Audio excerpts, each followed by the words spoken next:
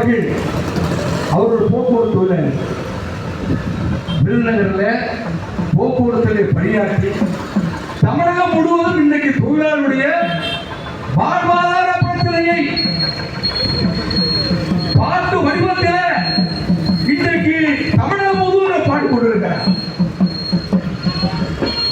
அந்த பாட்டை மரியாதைக்குரிய மகாராஜன் அவரை பற்றி கூட பாடினார்.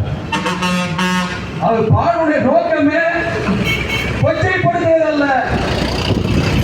அவருடைய பாடுடைய நோக்கமே மரியாதைக்குரிய எம்எல்ஏ அவர்களே, மகாராஜன் அவர்களே செத்து சுண்ணாம்பாய் கொண்டே இருக்கிறார்கள்.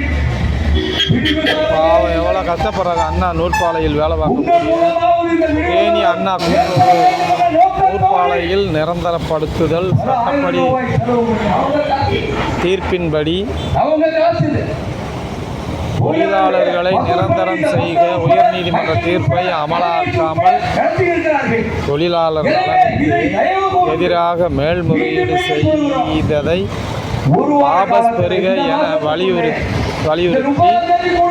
பட்டினி போராட்டம் 23/9/2025 ஆண்டிப்பட்டி கார் ஸ்டாண்டுக்கு அருகில் இன்னைக்கு ஏலம் பார்த்தாத திராவிட முன்னேற்ற கழகம் இந்த தமிழ்நாட்டின் அவல ஆட்சியை பாருங்கள்.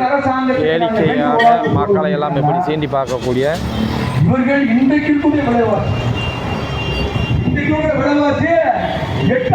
விரும்பி பார்க்காத முன்னேற்ற கழகம் ஏழை மக்களின் பட்டினி போராட்டத்தை திமுக என்று சொல்லக்கூடிய திரும்பி பார்க்காத முன்னேற்ற கழகம் செய்கின்ற ஒரு அடாவடியை